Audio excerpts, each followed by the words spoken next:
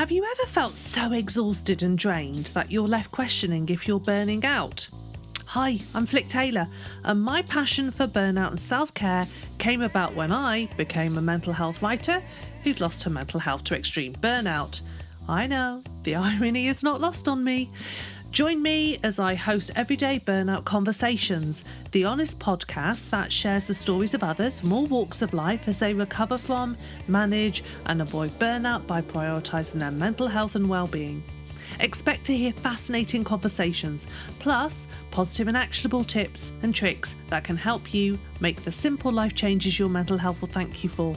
Episodes will be delightfully wrapped up in some epic truths and great humour. So, enjoy! Today I share an everyday burnout conversation with Ebony Gilbert. Ebony lives and works as a doula in East London, and her acclaimed new poetry collection, The Skin I'm In, has just been published by Blood Moon Poetry Press.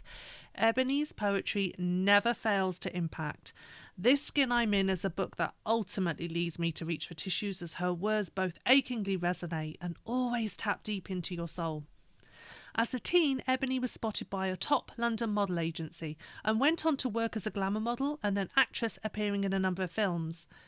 While Ebony appeared to have an amazing career, she was also battling an addiction to drugs and alcohol. Following rehab, she met her partner and became a mum. Weeks after the birth, Ebony discovered that her son was blind, and he has since had multiple diagnoses, including learning disabilities and autism. Through her beautiful and searingly honest poetry and Instagram posts, Ebony openly talks about working through difficult and traumatic experiences. She shares her journey into self-compassion and her experience of being a special needs mum to the scrumptious 6-year-old George. It was an absolute privilege to have Ebony read her poetry in this episode, including a new poem she'd only recently written the previous weekend. Ebony encouraged me to read my favourite poem, Too Much, but be prepared as my voice goes a little bit wobbly and I have a few tears at the end, as I can just never seem to get through this awe-inspiring poem without it piercing my heart. In this episode, Emily talks about her experience with chronic fatigue syndrome. She shares so much wisdom of her journey from rehab and recovery to self-compassion, and she talks about prioritising space and time for her writing, as well as dedicating guilt-free rest time from being a busy working mum. I love this chat with Ebony, and I truly appreciated her gentle nudge to read her poem, along with the space she held for me and the emotion it evoked. So, without further ado, get ready to enjoy this everyday burnout conversation with the lovely Ebony Gilbert. Well, Ebony, I have to say, you are an absolute gift to the world. You really are. I'm in awe of your beautiful poetry. I'm so pleased you've written this book. And I only got it last week, actually, and I've read it 3 times already. You can see all the flags in it. I love that. Oh, honestly, don't. It's full of highlighter. And there's probably a few tear-stained pages too, because there's a certain poem that just gets me every time. It's your words and your honesty. It's just, honestly, I can't imagine anyone not being impacted by your poems and them landing in their heart. Like, they're just, they nestle in there and stay. They're just incredible. And to start us off, I'd love you to talk about your experience with chronic fatigue syndrome, because you've got a beautiful square on your Instagram, and it's just this beautiful sentence. And one day, spiritual winter just ended. No merge into spring, only a sudden warmth to end shivering. And every time it gets me, because I think anyone listening who's experiencing burnout, fatigue, exhaustion, that little Insta square really, I don't know, it just kind of holds you, So I'd love you to start off. Oh God, I haven't really spoken to anyone specifically about my chronic fatigue. And I think the reason for that is that I constantly have this thing in the back of my mind that people will think, oh, it's not a serious thing, or you're just tired. We're all tired. Get on with it. And it feels almost like, even though I have a diagnosis and whether I have one or not. And I know lots of people that don't have a diagnosis and should have, and their experience is as valid as someone who does have one. But even having that diagnosis, I still, get this feeling that because it can't be seen, it's not, you can't look at someone and say, oh, yes, they might look a bit tired, but you can't look and see how weak and exhausted somebody feels inside. And particularly when you're somewhat of a showwoman, even perfectionist, I can stick on the jazz hands and really go to town even when I'm feeling absolutely dreadful. And then what people don't see is the hours and days and sometimes weeks of crippling exhaustion that follow those bouts of trying to pretend and trying to carry on when you really can't. So I was diagnosed with chronic fatigue syndrome. It was about 8 years ago now. I'm going to be 40 soon. So it was kind of in my early 30s. And I'll give you a little idea of what was happening on the run up to that. So I had decided overnight, as I often do, about drastic life changes. Oh, I'm going to do this. And, my partner, Steve, will be like, maybe you should think about that. And I'm like, no, I'm going to do it now. And I'm going to make it happen overnight. So I got back from doing a really awful, wanky promotional job. I was an actress at the time and I was doing loads of kind of promo work, felt very unfulfilled. And I decided overnight, I'm going to be a midwife, which is quite a big change. I started looking into midwifery and within a couple of weeks I'd booked onto, the access to midwifery at the time, which was like a 1-year course that needed to be done before the degree. So I started this course. I was also working as an actress. I was working doing promotional work and sales work. When I started the midwifery training, they talked about how few places there are for training midwives now and how you have to get 30 distinctions if you want to even get a look in at a university. So I'm fairly bright, but I'm certainly not the cleverest person in anywhere. But what I do have is what I call this kind of dog with a bone tenacity, where I'm like, I will motherfucking make this happen. Yes. I will make it happen. And we'll talk more about how that's faded and returned later. So I was like, right, okay, so I need 30 distinctions, no problem, tick, I'm going to make that happen. And I will work myself literally almost to death to make that happen. They also said that, you really need some kind of experience in that kind of sector to be taken seriously at the moment. So I then came across doulas, and I didn't know what a doula was at the time. That's now my full-time job, by the way. But I decided, okay, I will also train as a doula at the same time and start attending births. So there I was, attending births, being a mentor doula, working at like the Ideal Home Show exhibition, doing 30 days straight, making sure I was getting every single distinction possible, which I did. I made that happen. And I had this typical me thing of, they said, you can apply to 4 universities. And I kind of made this deal with myself that you're going to get into all of them. And they said, you might get into one if you're lucky. It's very unlikely. No one gets into all 4. And I thought, but you haven't met me yet. And again, it's not because I'm really clever, because I'm just going to work your ass off and make it happen. Yeah. Make it happen. Yeah. And so I set about doing that. And while I was going for an interview at King's University, I'd already decided I didn't really want to go there because I thought it's a bit too academic for me, but I just thought, but I want to be able to say, yeah, I got into King's. I got into all of the ones that I applied for. So not in a kind of egotistical way even, but just to say, look, I can do it. I can make anything happen. Amidst all that, so I was working at the Ideal Home Show, kind of doing salesy, promo-y kind of work. I was doing 12-hour days. And it must have been about the third week of doing that, whilst doing all my studying in between, whilst attending births overnight, that I came down with what at the time seemed like a very bad cold and quickly turned into what felt like flu. And I felt suddenly like the plug had been pulled out of me, and I just couldn't. I remember, I used to kind of run everywhere. I was known for my kind of manic energy, and I suddenly realised as I was walking back from Earls Court, I thought I was walking along and I thought I cannot walk anymore. I need to get a taxi, even though I'm going 5 minutes down the road. And so I was about to say cut a long story short, but we've got time, haven't we? Absolutely, darling. That's what we're here to talk about. So what I thought was the flu and this awful weakness that came over me, it didn't go away. And the flu symptoms went away. So like the cold and the headaches and the cough and all that kind of stuff disappeared, but the weakness didn't.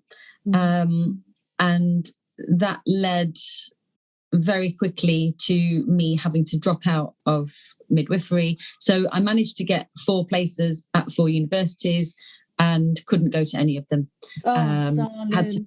Had to stop attending births, had to stop working altogether. So it became, I went from doing 3 lots of circuit training a week, plus all my jobs, plus, all the social occasions, to not being able to lift my phone up, to not being able to use a pen, to being pretty much bedbound for quite a long period of time. So it was also around about that time that my brother passed away as well, which is not something I'll go into detail about. And I'm not saying that's why it happened, because it happened before that. But I think the combination of the physical and practical stress on my body and mind, combined with the being what I call on the run. So being on the run from my emotions on a daily basis and filling every minute with doing, and being human doing and not being a human being at all. And it just broke me. It absolutely broke me. And it was very frightening. And so much obviously has happened since then, but that was the moment that it happened. And I got a diagnosis fairly quickly, because it was, I think, within about 6 months of it happening. So pretty much a real fast burnout. It seemed to happen almost overnight, but it was years in the making, really. Yeah, I certainly can relate to that. It's you're so right. It's almost like it's years in the making. And our personalities of just wanting, I'm like you, I'm not a natural academic. I've always had to work that little bit harder. And I've been determined to do it, because it's almost like you've got to prove to yourself, haven't you? There's this imposter syndrome. There's all sorts. And I think, I don't know about you, but when you're forced to sit with the discomfort of what you're feeling, it's hard, isn't it? And it's almost like your body just says, no more now, no more. You can't carry on for the rest of your life doing this. No more. Sit down, sit and feel everything. And then when you unpack everything and what's led you to that point, I think that's when the real work starts, Ebony. I've certainly, this is me a year on from having to, just being taken down and in my bed for 3 weeks. It's a fascinating experience to go through, isn't it? Because it's so layered. But do you think, how do you approach it? Did it change how you approach things now? Did it change how you go about your day-to-day life now? Or do you still slip back sometimes? Yeah, I totally slip back. I just want to be as honest as possible about it. I hear lots of people saying, I was burnt out and and now I've got this great balance, and that's not my experience. I have changed a lot as a direct result of literally being unable to carry on. Yeah. However, I remember my partner saying to me, in the first few months after it happened, I was still trying to defy it. And I remember trying to get bending down to try and get something out of the fridge in our old flat, and I could not get back up again. And I was just down there, and Steve looked at me and he said, how long are you going to keep on doing this? He said, do I need to be pushing you around in a wheelchair? You know, are you going to continue to keep fighting this? You know, maybe your body's trying to tell you something. And it was still a few years of me having chronic fatigue before I really started to listen a bit more to my body and understand the value of rest and, you know, that kind of what I call that kind of sacred exhaustion, and that sort of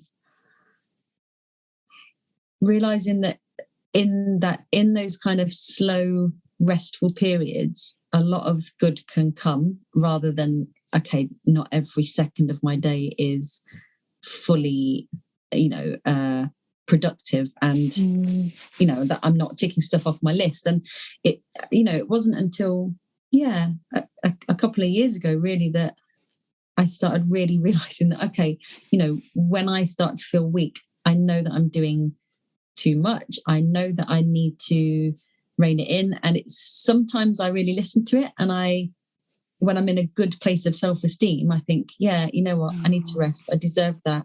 But when I'm not, I'm like, fuck you, body, I will carry on, and I will publish not one book but two at the same time, and I will, you know, and occasionally people, my friend Michelle yesterday, we were on the phone and I had a bit of a breakdown, and I was, you know, that's what I was ringing for her for, and she knows that if I'm ringing, I'm just like, oh, I need to have a breakdown.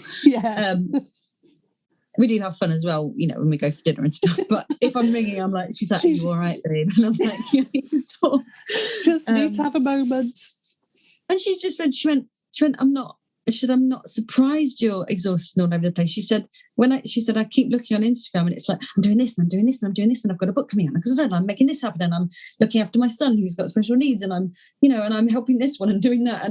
And I realized that I've gone into a bit of mad production again lately. But the difference is that I have made a plan once the kind of, you know, the obviously promoting the book and, you know, doing what I need to do with that. I've made a plan to not have any projects, and I haven't put a time limit on it, but I need to. And that will involve coming off Instagram for a couple of weeks. I was about to say a while, and I thought, couple of weeks doesn't have to be that long. and it will be doing this thing that I was doing really well up until recently, and that was scheduling rest time. Okay. So for me, Fridays up until recently, where I've been really busy again, I would say, right, Friday is my me day where I do whatever the hell I want. And no, I'm not available for doula interviews. I'm not available for podcasts. I'm not available for appointments. I'm not available for anything, for anyone, because it's my day and I'll do what I feel like doing. And I sometimes make a list and the list is called things I might do if I feel like I want to. And it's like, I might go to the sauna. I might go for a swim. I might go for a Starbucks. I might read a book. I might watch Long Lost Family. I might scroll on Instagram in the bath with some candles, or I might not do any of those things.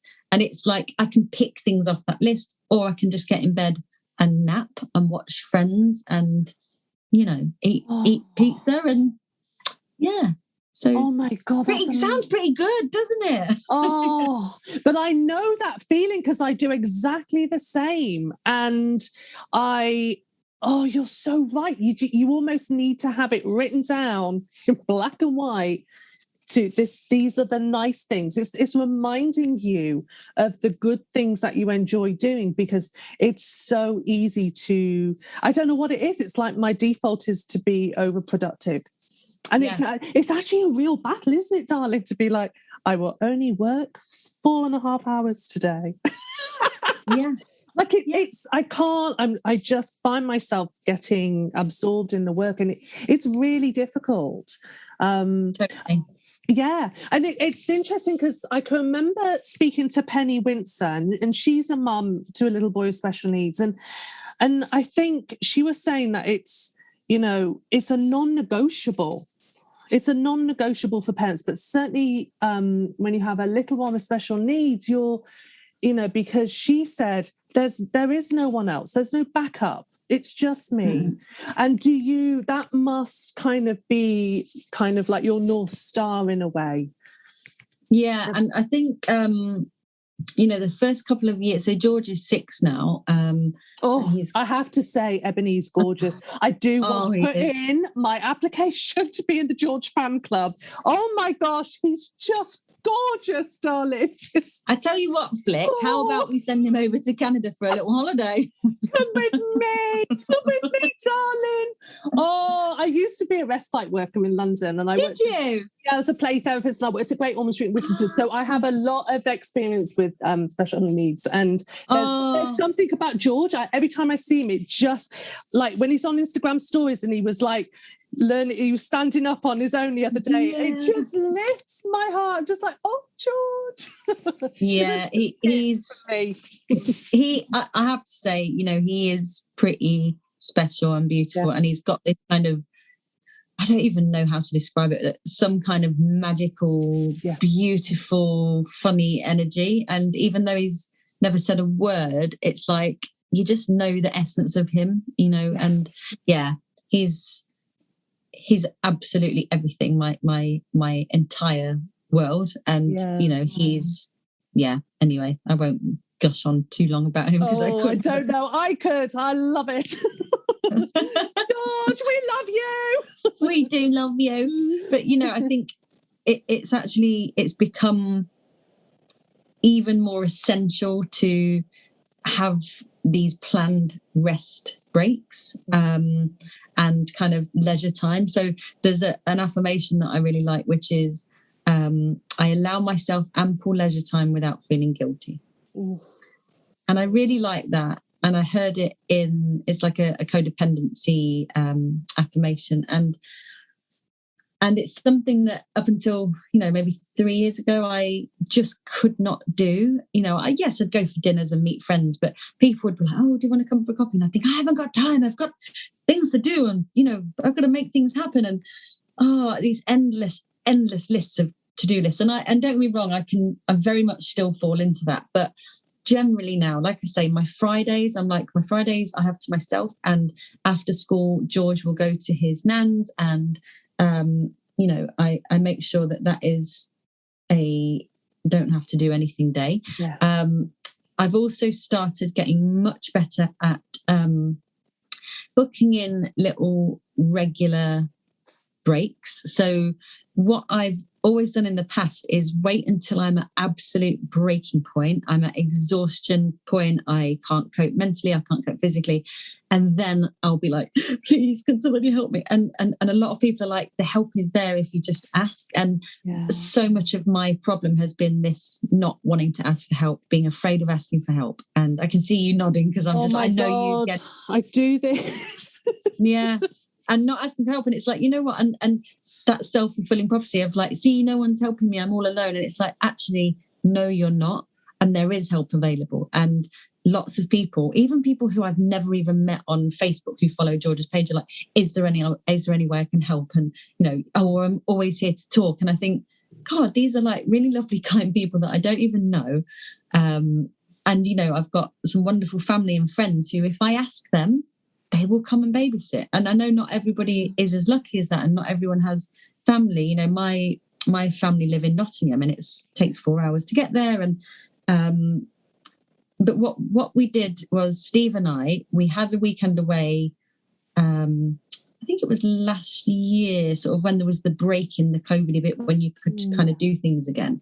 And we were both like, George had been off school for a long time, and it was a really difficult, stressful time. And we, again, wait until we were broken before we asked for help for the weekend. And what we decided there and then was, let's book these in. As soon as we've been on one break, we book in the dates for the next one. So we're not waiting until we can't cope.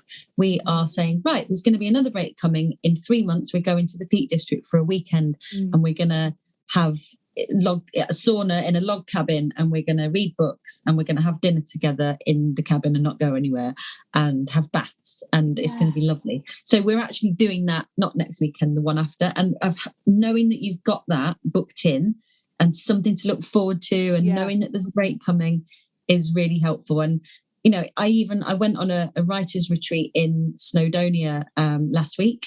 It was absolutely gorgeous. So it was with mothers who write, and I never would have booked that for myself a couple of years ago. I'd be like, oh no, I can't do that. I can't just go off and do that. That's far too luxurious and privileged. And I can't leave Steve. How's he going to cope? And what we did was, I said to Steve, why don't we, for the 4 nights I'm away, we can, maybe pay the childminder to come for a couple of hours and help with like dinner and bath time and stuff, because you will have been at work all day. Maybe we can ask your mum for a night to help. And it was doable. And yes, he was very tired when I got back, but then I took over for the weekend and he relaxed. And I would say on the whole, I've got a lot better at it. I still wobble.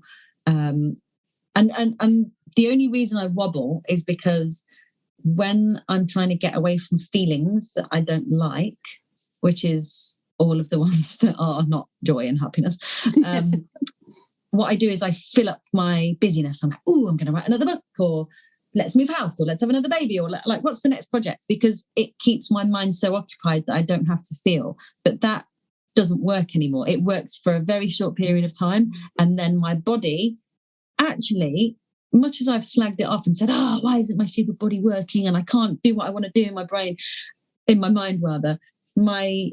Occasionally when I'm in a good space, I'll be like, my body is so intelligent. It's just saying, hello, I'm really, really tired. Could you just slow down a bit? And I'm like, oh yeah, you don't have to be on this hamster wheel. You don't have to do that. You can step off. It's okay. Oh, honestly, you're so right, Ebony. You're so right. It's funny because I know you do tapping as well, and I talked to Sarah Tobin a while back, and it's interesting because that busyness. I chatted to a brilliant coach, Deb Edwards, and she was saying how it's a safety strategy. From, for all these years, I mean, Christ, I've got 44 years of these bloody deep ingrained patterns, but it's been a safety strategy. And I think, when Sarah taught me that tapping routine of telling you are safe, like it had such power for me. And I think you're right. We've been slagging off our body. I definitely have been so critical of myself and my body for, being weak and not being able to carry on, and for all those years, all the things I've been able to do. But you're so right. Our bodies have been amazing. They've gone and stop.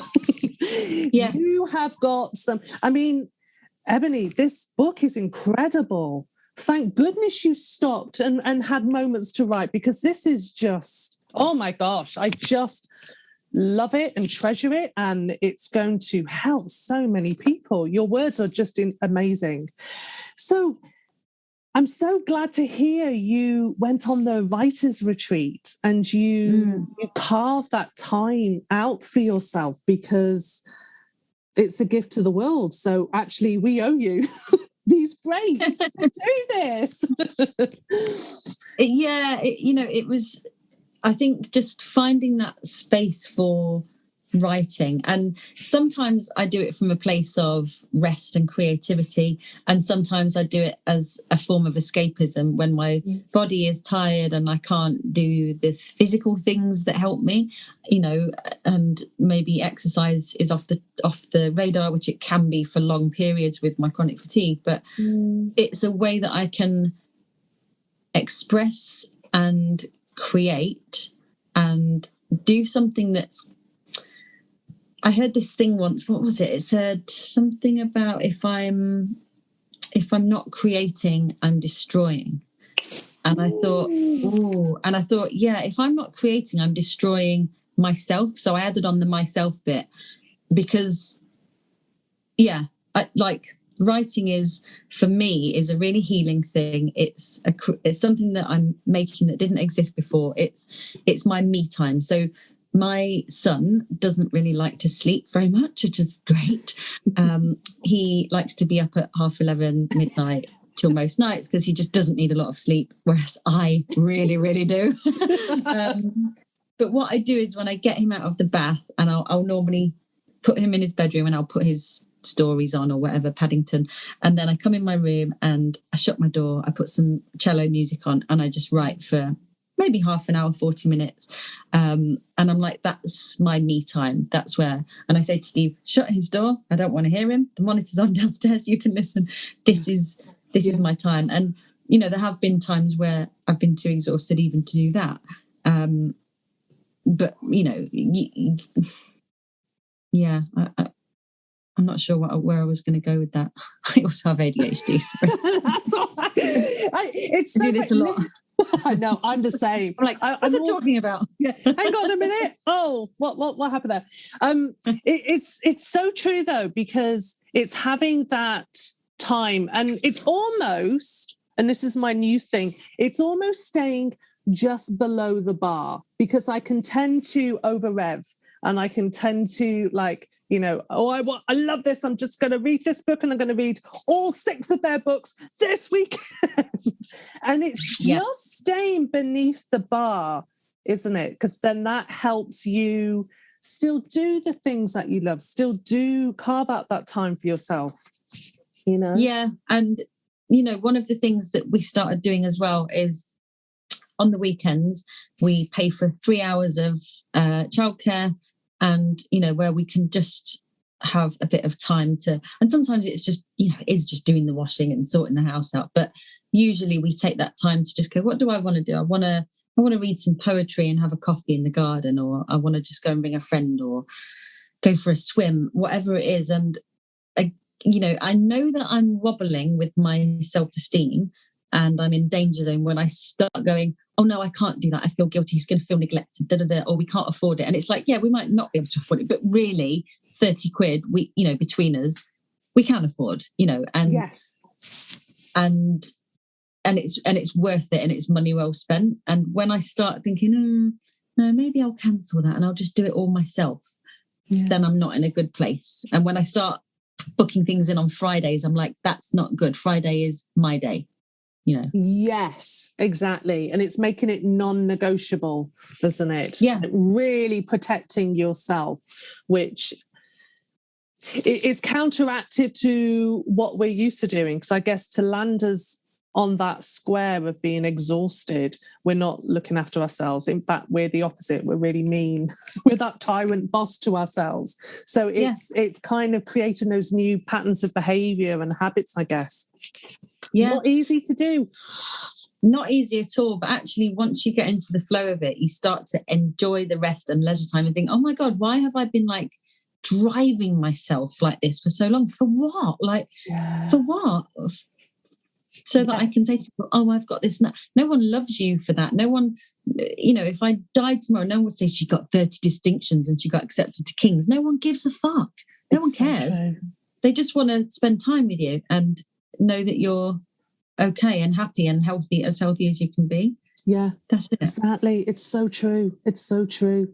Oh, so how do you so you don't necessarily, I'm curious here, Ebony, like how does a genius like just share this level of creativity in the world? Like, does it just fall out of you? Like, darling, how do you do this? I'm literally going to have the biggest head after talking to you. I'm like, oh my God, thank you. This is so nice. But I'm also like, in my head, I'm secretly going, I'm not a fucking poet.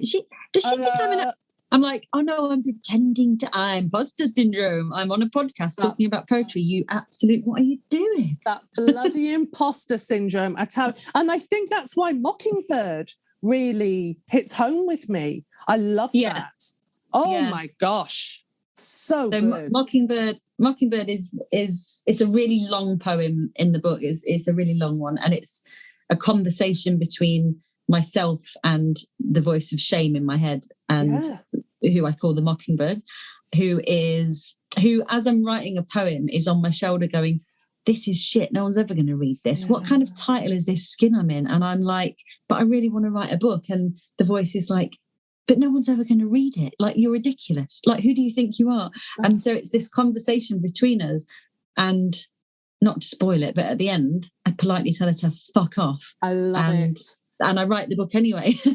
So you're like, do one. It's like, do one, Shane. Yeah, it's so good. But I just feel anyone who's experienced imposter syndrome will, I don't know, I defy you not to have a tear when you're reading it, because I certainly did.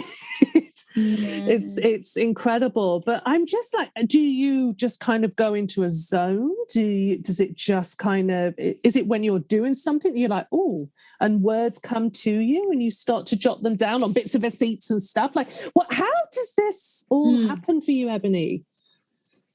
So when I was writing this book, I had a period of a few months where they literally were falling out of me. And I thought I'd kind of maybe write something at 1 o'clock in the morning, which is often the way in my phone. And then the next day I'd come across it and think, I don't remember writing that. I'm like, who wrote that? And sometimes I'm like, I think that's really rubbish. And other times I'm like, oh, I think that's quite good. And I'm like, did I write that? I can't remember. Like, it doesn't sound like I did, but I did. So sometimes it is that process of them falling out. And I think that's when it's a really cathartic process, is where you're in that state of flow and it just all comes together and you're like, yeah. And it's really hard for me to write poetry when I'm not in that state. But I've really learned this kind of, to quote my partner, Steve, I've learned this kind of wholesome discipline lately of writing anyway, even if I feel stuck, even if I feel like my writing's shit, even if I'm like, I've got nothing to write about, I'm like, just write something anyway. And sometimes it works out really well and sometimes it doesn't, but quite often it will be like, I remember I was going to get a frappuccino, as I always am because I'm addicted to frappuccinos. So I have to have one every day, otherwise I'll die or something. I don't know. But quite often I'd be kind of walking down there and there's loads of graffiti where I live in Bethnal Green, and I'd be kind of looking at the graffiti and dashing to Starbucks, and I just had this thing in my head of, I remember the word mockingbird coming into my head, and I thought, oh, the mockingbird has stolen my words. And I was like, yeah, it's this mocking bird, literally, not to be vulgar and use that language, but some bird, some mocking bitch bird in my head who's just slagging me off. And I'm just like, would you please just fuck off? Just fuck off. Yeah. And then so I'd write down the word mockingbird in my phone, and then it might be 6 months later I'd come back to it and go, oh, that fits in really nicely with that. And I wrote a poem on the retreat last week called Mother Horse, and it's just a short poem. And I was having a session of craniosacral therapy, which is something that really helps me with my chronic fatigue, along with sort of acupuncture and other body work. But I was having the cranio session, and just as I opened my eyes, I just had this thing that came into my head, which was Mother Horse. And I thought, I don't know what that means, but I'll write it down. And then it became this poem about, maybe I'll read it to you. Oh, I'd love that, darling. Please. Hold on a minute. Oh, look at us. We're in for a treat. Yeah. I don't know. Maybe it's shine. I'm not sure. My God. I don't think so. Just having a little scroll to find it. Bear with me a second. So here we go. Mother Horse. Such a privilege. Thanks. So it's at the moment just a little paper thing. It's not quite finished. Yeah. So Mother Horse, gallop with your belly full of me into the moonless night, beneath pregnant clouds and abandoned stars. Deliver me to the blacksmith, nail scallops of iron to my foal slippers, braid my hair. Here is my suckling prayer. Make me yours. Know me, Mother Horse. Oh my God. See, you know what? You're the only guest that I've had to get tissue. And I told you, like, I'm not even glamorous. I've got toilet roll. Because I was like, I've got roll. I've got bog roll. I'm like, oh my God, I know at some point I'm going to have a moment. Oh my God. See, your words. Oh, Ebony. Incredible, darling. That one's quite different to the poems in this skin. I mean, I think those ones are a bit more what I would call my kind of street style, more of a kind of, not commercial, but imagine graffiti. Yeah. The poems in this skin I'm in my mind look like graffiti, hence the cover. Whereas the new stuff that I'm writing looks perhaps more kind of natural and earthy and simple and pared back. So the next collection will be very different. It's a much deeper and more abstract collection. So this one was all about. This one was, you know what the poems are about. It's pretty straightforward, and it's pretty. What's the word? So, yeah, I guess they're quite raw and punchy, but also vulnerable, I suppose. And they're very much all about, trauma and my body and my mind and dissociation. Whereas a lot of the new stuff is really kind of wildly different. I'm almost like, okay, I've closed that one. I've done that now. I feel like I've woven all those bits of me together in this book, and now I'm ready to move on to the next chapter, which is more along the lines of kind of motherhood and the natural world. Yeah. And that must have been hard to do, Ebony, to go through, because a lot of us tend to have past experiences that, bloody got that shame post-it note that we stuck on all those years ago and undeservedly. How do you go back and look at those experiences? Because so many have just like shut the door and go, oh, I'll forget that one. That's so brave. I think, in this skin I'm in, there are very definite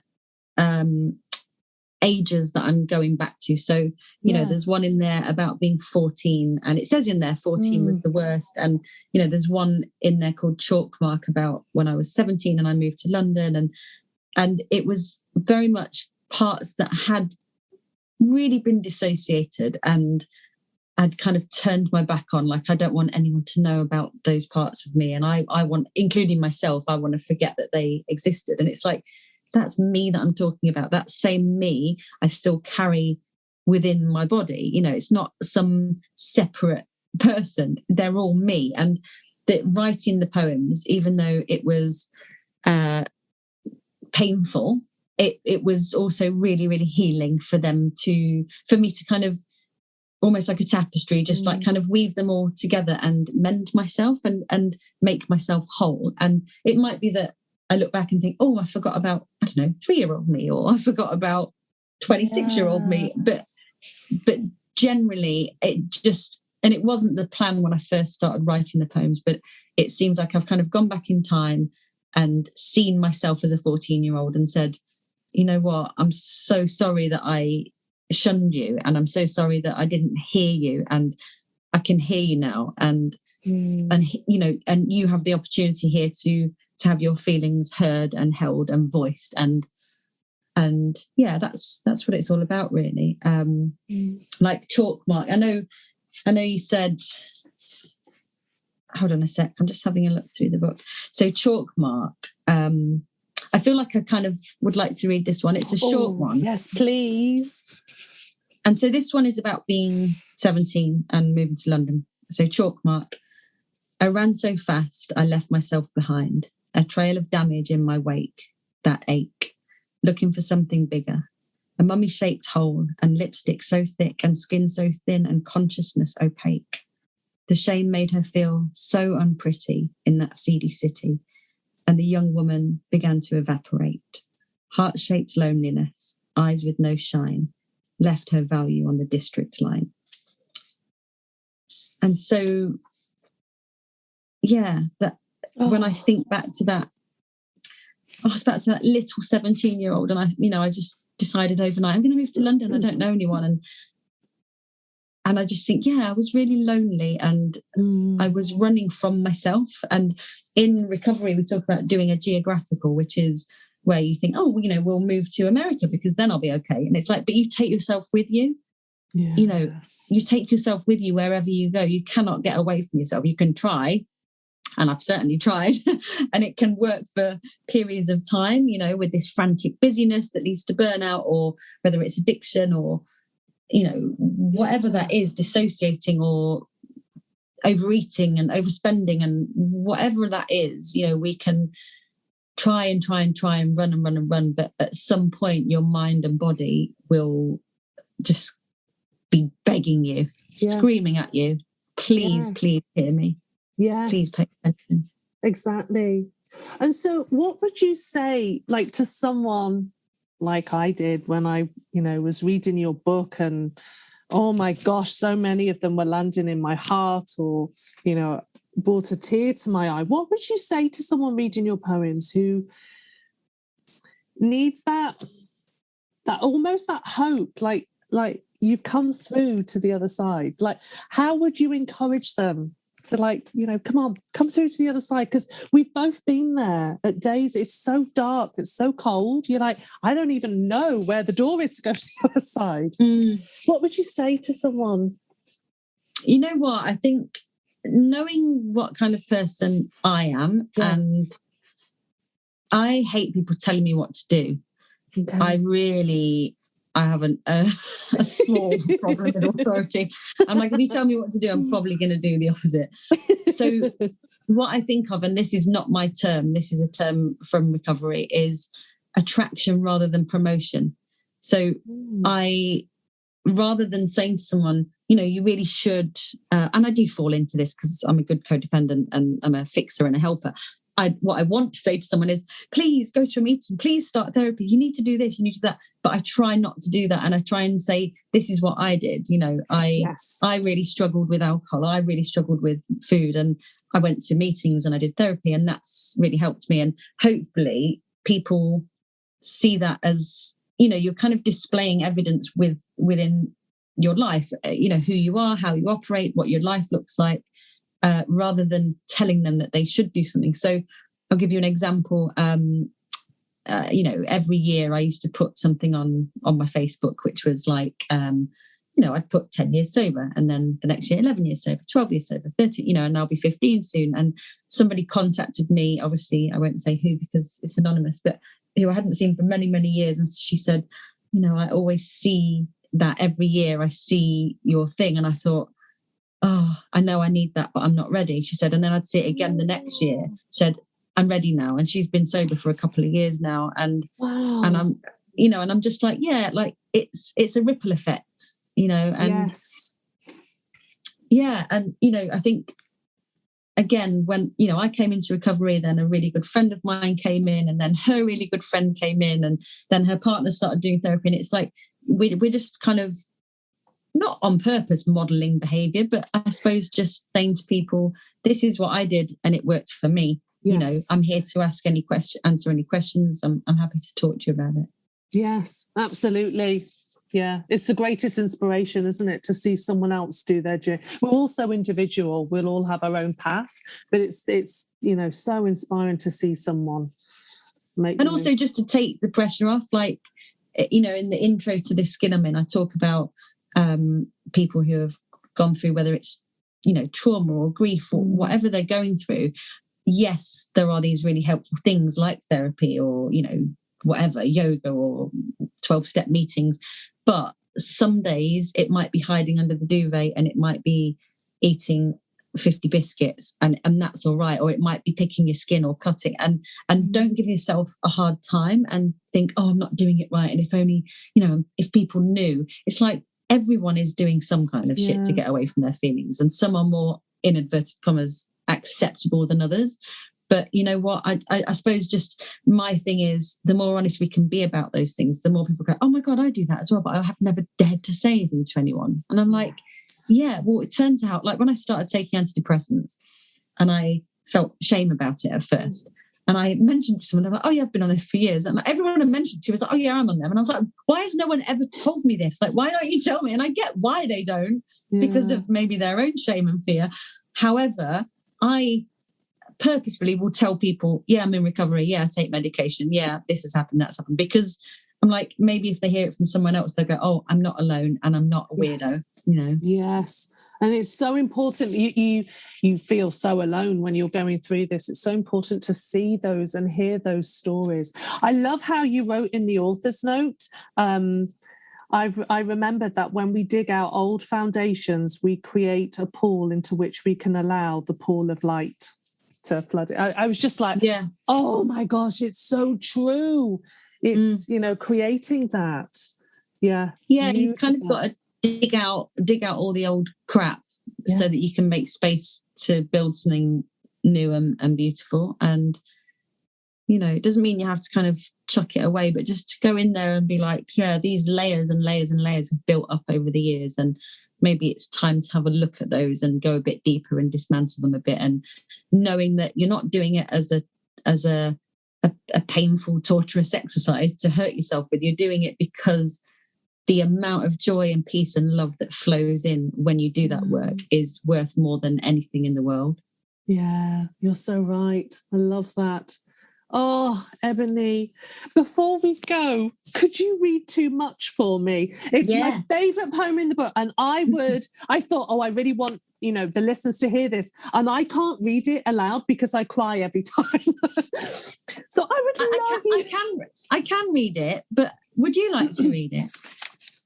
I think my voice might go funny. Okay, I'll have a go. But that's okay. Yeah. That's okay. That's the point, isn't it? If you don't have to put on a show here, Flic. Oh, darling. Ebony, thank you. You're giving me permission. So true. Okay, I'm going to have a go. Speak up even if your voice shakes. I like that. Okay, it might go a bit funny because it's the first thing that happened. Right, okay, right. Oh, my God, I bloody love this one. Oh, okay, Too Much. The wind makes her skin feel battered and bruised. The light assaults her, electric skin bemused. By air and clothes, others' words, open fire blows, stiletto heels in her heart, splattered red fine art on white canvas that said over and over, she feels too much. Oh my God, it was beautiful. See, every time. It is bloody gorgeous. Flic, I'm so glad that you had a wobbly voice and a couple of tears at the end, because that's the whole point. It's like the reason you didn't want to read it is because you think that you're too much, and you're not. You're not. Yeah. None of us are. We're not too much, no matter what anybody has told you. You're so right that none of us are. And I think, oh my gosh, I hope everyone listening to this remembers that. And if, and can help others remember, none of us are too much. Oh, darling, it's just bloody beautiful. Thanks. Oh, you see, this is why. Like, oh my gosh, you're a gift to the world, love. You really are. Flic, I'd rather listen to a podcast any day where someone is honest and having a cry and wiping their face with bog roll any day than someone who's like, so here's what's on the agenda and we're going to talk about this load of shite next. It's so true, isn't it? It's so true. I can remember when I was talking with my coach, Annie, and she said, you should do a podcast. And I was like, oh no, love, I'd be the worst person. Like, I would not stick to the questions. I'll get so involved in the conversation. I'll start crying. She went, that's why you need to do it. Exactly. So I completely, I get it. Oh my gosh. Ebony, I could talk to you all day. This has been incredible. And I just know the things you've shared today is really going to help some people listening out there. And I just can't wait for more people to find your beautiful work. And I got my copy from Amazon. And they deliver worldwide. So to all of my listeners this side of the pond, go get it. Mine has got 50 flags. I've read it 3 times already. Honestly, I love it. Oh, it's been incredible. Now, at the end of every conversation, I've been asking my guests just some quick fire, light-hearted questions to end on, if you're up for it, darling. Yes. Right. Okay, so on your dodgy, tough days, lemon in water, lemon in gin.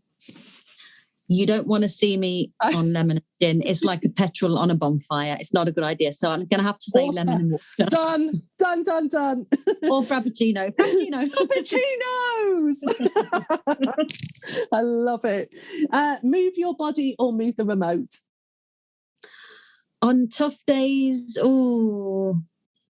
both. Go to a yoga class and then watch Friends or something lovely. Just something funny and lovely and warm. Yeah. Yes, absolutely. Bag of almonds or bag of Maltesers? Maltesers. I know, I love my Maltesers and a cup of tea. Oh, darling, you and I are both on this one. Ask for help or happy to hermit? I am ecstatic to hermit, but I force myself to ask for help because it's good for me and it's good for the other person as well. Yes, absolutely. And lastly, what's the one self-compassionate thing you're going to do for yourself today that your future self will thank you for? Ooh, what am I going to do? So this morning, I already made actual voice contact with another human. I can't even talk. I made actual voice contact with another human being on the telephone when I would rather stay in bed and speak to nobody. And I had a cry, and then I felt better, and I got on with the day. So amazing. You did it, darling. Oh, yeah. Ebony, thank you so much. I will put in the show notes where everyone can find you and a link to the book, because I really do think everyone should get a copy. You don't even know. And I don't, you know how you hear the people say, oh, get this book, it's really good. No, I really do mean it. It's like, it's just incredible.